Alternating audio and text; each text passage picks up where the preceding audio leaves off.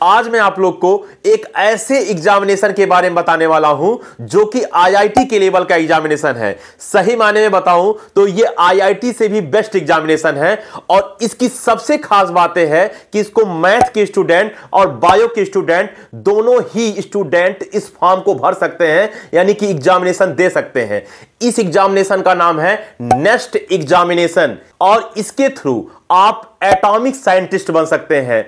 अगर आपको atomic scientist बनना है तो आप नेस्ट एग्जामिनेशन की क्या फायदे हैं, क्या एलिजिबिलिटी है, पेपर पैटर्न क्या है, कितने घंटे का पेपर होगा, मार्क स्कीम क्या होगा, ये सब सारी जानकारी मैं आगे देने वाला हूं। तो आप लोग पूरा वीडियो देखिए और इससे संबंधित पूरी जानकारी हासिल करिए। तो आइए स्टार्ट करते हैं आज का वीडियो।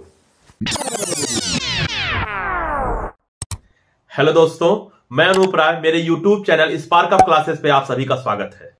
तो आप स्टार्टिंग में तो देख ही चुके होंगे कि आज मैं नेक्स्ट एग्जाम से रिलेटेड बात करने वाला हूं, लेकिन मैं सबसे पहले आपको बता दूं कि इसका फुल फॉर्म क्या होता है। इसका फुल फॉर्म होता है नेशनल एंट्रेंस स्क्रीनिंग टेस्ट और इस एग्जाम की सबसे खास बातें हैं कि इसको बायो और मैथ दोनों ही स्टूडेंट दे सकते हैं और ये आईआईटी से भी बेस्ट एग्जामिनेशन होता है क्योंकि इसके थ्रू हम एटॉमिक साइंटिस्ट बन सकते हैं। और एक और खासियत कि इसमें जो कंपटीशन है वो आईआईटी की तुलना में बहुत कम है, क्योंकि बहुत से स्टूडेंट को ये पता ही नहीं है कि ये एग्जाम क्या होता है, कैसा होता है। तो आइए इस एग्जाम की पूरी चर्चा करने के पहले मैं इस एग्जाम में क्या एलिजिबिलिटी होनी चाहिए उस पर चर्चा कर दे रहा हूं, क्योंकि हर एक स्टूडेंट ये चाहेगा कि मैं इस एग्जाम में एलिजिबल हूं या नहीं हूं, पहले इसको तो जान लूं। तो आइए एलिजिबिलिटी पे बात करते हैं। तो पहली एलिजिबिलिटी मैं डेट ऑफ बर्थ से रिलेटेड बात करूंगा। अगर आप एससी, एसटी या पीडब्ल्यूडी क्राइटेरिया के नहीं हैं, यानी कि इस कैटेगरी में बिलोंग नहीं करते हैं, तो आपका डेट ऑफ बर्थ 1 अगस्त 2004 के बाद का होना चाहिए। और अगर आप एससी, एसटी और पीडब्ल्यूडी क्राइटेरिया के हैं तो आपका डेट ऑफ बर्थ 1 अगस्त 1999 के बाद का होना चाहिए। यानी कि एससी, एसटी और पीडब्ल्यूडी क्राइटेरिया वाले स्टूडेंट के लिए 5 साल की राहत है। तो ये पहली क्राइटेरिया हो गया डेट ऑफ बर्थ से रिलेटेड। दूसरा क्राइटेरिया मैं ये बताना चाहूंगा कि आप क्लास 12th का पास आउट होने चाहिए। तो अगर आप ये फॉर्म 2024 में भरने वाले हैं, क्योंकि मैं 2024 के लिए ही स्पेशली ये वीडियो बना रहा हूं, तो अगर ये फॉर्म आप 2024 में भरना चाहते हैं तो आप 12th पास आउट 2024 के होने चाहिए या 2023 के होने चाहिए या 2022 के होने चाहिए। अगर आप 2024, 2023 और 2022 के पास आउट हो तो आप इस फॉर्म को भरने के लिए एलिजिबल हो। तीसरी क्राइटेरिया मैं बात करूंगा परसेंटेज पे, यानी कि 12th में आपका कितना मिनिमम परसेंटेज होना चाहिए। तो मैं आपको बता दूं कि अगर आप एससी, एसटी और पीडब्ल्यूडी कैटेगरी से हैं तो आपका मिनिमम परसेंटेज 55% होना चाहिए, और अगर आप इसके अतिरिक्त किसी और कैटेगरी से हैं तो आपका परसेंटेज यानी कि मिनिमम परसेंटेज 60% होना चाहिए। तो ये 3 क्राइटेरिया मैंने आपके समक्ष रख दिया, डेट ऑफ बर्थ से रिलेटेड, और दूसरा क्लास 12th आपका पास आउट हो, और तीसरी बात मिनिमम परसेंटेज क्लास 12th का कितना होना चाहिए। तो इसके बाद अब हम बात करेंगे कि इसके थ्रू आप कहां पढ़ाई कर सकते हैं और आप किस प्रकार से एटॉमिक साइंटिस्ट बन सकते हैं, इस पे चर्चा होगा। इस फॉर्म का फायदा बता दूं, जो कि पहले भी मैं थोड़ा बहुत इसका चर्चा किया था। तो आप अगर ये एग्जाम क्वालिफाई कर लेते हो तो पहली बात तो आप आईआईटी से भी कहीं बेस्ट एग्जाम क्वालिफाई कर लिए, क्योंकि बच्चों का मूड सिर्फ और सिर्फ आईआईटी या नीट की तरफ ही जाता है, ऐसे एग्जाम की तरफ कम जाता है। तो मैं आपको बता दूं कि आईआईटी से भी बेस्ट एग्जाम ये है। और इसके थ्रू मैं पहले भी बताया कि आप न्यूक्लियर साइंटिस्ट यानी कि एटॉमिक साइंटिस्ट बन सकते हो। आप बार का नाम सुने होंगे, भाभा एटॉमिक रिसर्च सेंटर, आपको उसमें रिसर्च करने का मौका मिल सकता है। न्यूक्लियर बम क्या होता है, एटम बम क्या होता है, हाइड्रोजन बम क्या होता है, फिजन, फ्यूजन आपने क्लास 12th में पढ़ रखा है। आपको इन सब से रिलेटेड स्टडीज करनी होगी और आप इस फील्ड में बहुत नाम कमा सकते हैं। तो आप ये मौका बिल्कुल मत छोड़िए, आप इसके लिए तैयार हो जाइए कि हमको ये फॉर्म भरना है और अच्छे से पढ़ाई करना है और निकालना भी है। और मैं हमेशा ऊपर वाले से प्रार्थना करूंगा कि आप जरूर इसमें सफल हों। तो आइए अब बात करते हैं मोड ऑफ एग्जामिनेशन और एग्जाम टाइमिंग का। तो मोड ऑफ एग्जामिनेशन मैं आपको बताऊं कि ये एग्जाम आपका सीबीटी बेस्ड होता है, यानी कि ये कंप्यूटर बेस्ड टेस्ट होता है, ऑनलाइन परीक्षा होता है, ये ऑफलाइन परीक्षा नहीं होता है। अब ऑनलाइन परीक्षा कैसे देना है, अगर ये जानकारी आपको नहीं है तो सुमन मैम बहुत पहले ही एक वीडियो बना चुकी हैं कि कंप्यूटर पर एग्जाम कैसे दें। तो आप ये बात आप कमेंट में हमसे पूछिए, वो लिंक मैं आप तक प्रोवाइड कर दूंगा, जिसके थ्रू आप ये जान सकते हैं कि कंप्यूटर पर परीक्षा कैसे होती है। अब बात करें अगर टाइमिंग की, तो ये एग्जाम टोटल 3 आवर 30 मिनट्स का होता है, यानी कि 3.5 घंटे का ये पेपर होता है। और ये 2 शिफ्ट में होता है, एक मॉर्निंग शिफ्ट और एक इवनिंग शिफ्ट। लेकिन आपको दोनों शिफ्ट में से किसी एक शिफ्ट में ही परीक्षा देना है।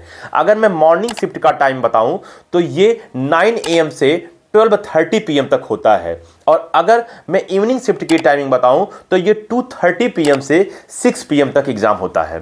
तो ये हो गया हमारा मोड ऑफ एग्जामिनेशन और एग्जाम टाइमिंग। अब बात करते हैं कि एग्जाम पैटर्न क्या होगा और मार्किंग स्कीम क्या होगा। तो exam pattern and marking scheme, exam pattern की बात कर लेते हैं। तो मैं आपको बता दूं कि ये एग्जाम में टोटल 4 सेक्शन होते हैं, मैथ, फिजिक्स, केमिस्ट्री, बायो।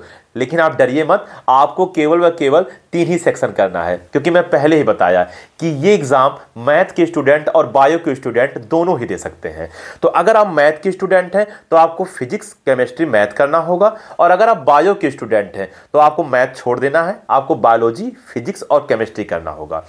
और हाँ, प्रत्येक सेक्शन में टोटल 17 क्वेश्चंस होते हैं, और प्रत्येक सेक्शन का जो मार्क्स होता है वो 50 होता है, यानी कि आपको 3 सेक्शन करना है, यानी आपको टोटल 150 मार्क्स के अंतर्गत करना है। अब मैं आपको बता दूं कि कैसी निगेटिव मार्किंग होती है, कितने क्वेश्चंस पे निगेटिव मार्किंग होता है और किस टाइप का क्वेश्चन होता है। तो मैं बताऊं कि अगर मैं कोई एक सेक्शन उठा लूं, जैसे मैं फिजिक्स उठा लूं, क्योंकि मैं फिजिक्स का टीचर हूं, मैथ भी पढ़ाता हूं, तो मैं फिजिक्स का टीचर हूं, तो पहले मैं फिजिक्स बता दे रहा हूं कि आपने फिजिक्स उठाया तो टोटल उसमें 17 क्वेश्चन है। तो स्टार्टिंग के जो 12 क्वेश्चन है वो आपका MCQ टाइप होगा, यानी कि मल्टीपल चॉइस क्वेश्चन होगा। अब आपको पता होगा मल्टीपल चॉइस क्वेश्चन में आपके 4 ऑप्शन होते हैं, जिनमें से केवल एक ऑप्शन करेक्ट होता है, बाकी 3 ऑप्शन आपका करेक्ट नहीं होता। तो अगर आप मल्टीपल चॉइस क्वेश्चन कर रहे हैं और करेक्ट कर रहे हैं तो आपको टोटल +2.5 मिलेगा नंबर। और अगर आप गलती कर दे रहे हैं, यानी कि आप गलत ऑप्शन पे टिक लगा के आ रहे हैं, तो आपको -1 निगेटिव मार्किंग होगा।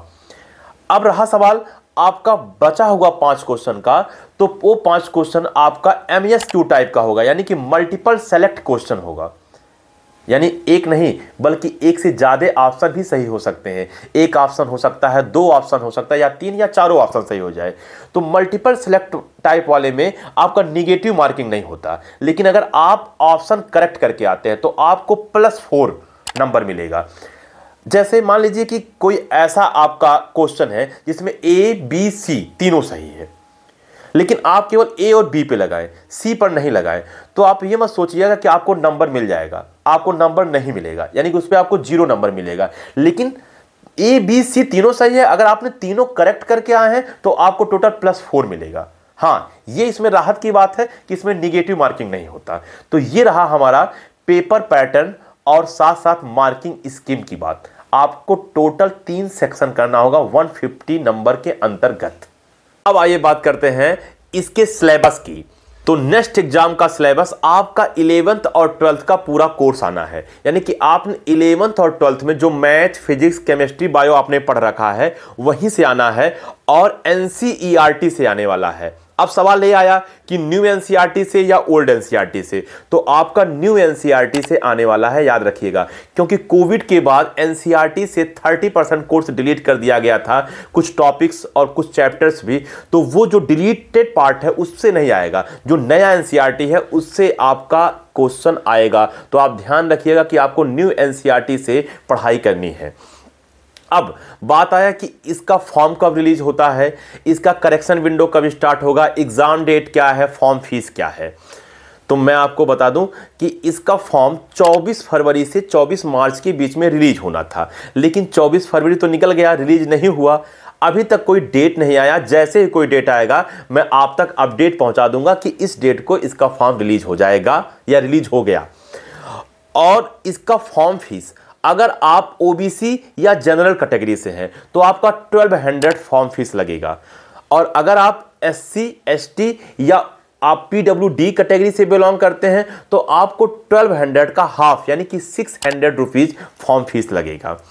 इसका करेक्शन विंडो आपका 24 मई से स्टार्ट होगा, ऐसी संभावना है, लेकिन अगर डेट आगे पीछे होता है तो मैं बोला कि आप तक वीडियो पहुंच जाएगा, चाहे शॉर्ट वीडियो के थ्रू पहुंच जाएगा, लेकिन वीडियो पहुंच जाएगा। मैं हमेशा इसके लिए तैयार हूं कि कौन सी अपडेट आ रहा है मैं आप तक पहुंचाता रहूं। और इसका एग्जाम आपका 24 जुलाई को होने की संभावना है, तो आप प्रिपरेशन एकदम स्टार्ट कर दीजिए और हमेशा मतलब सतर्क रहिए कि कब फॉर्म इसका रिलीज होता है। और इसके अलावा इसकी कट ऑफ कितनी होती है, कितनी कट ऑफ किस कैटेगरी की जाएगी, अगर आपको इस पर वीडियो चाहिए तो आप कमेंट में कहिए, मैं पूरी कोशिश करूंगा कि आपको सही से इसको समझा सकूं कि इसका कट ऑफ कितना जाएगा। और भी इससे रिलेटेड कोई वीडियोज, कोई भी आपके मन में डाउट आता है तो आप कमेंट के थ्रू आप हमसे पूछिए, मैं पूरा का पूरा वीडियो इस पर बनाने के लिए तैयार हूँ। तो ठीक है, आज के लिए बस इतना ही।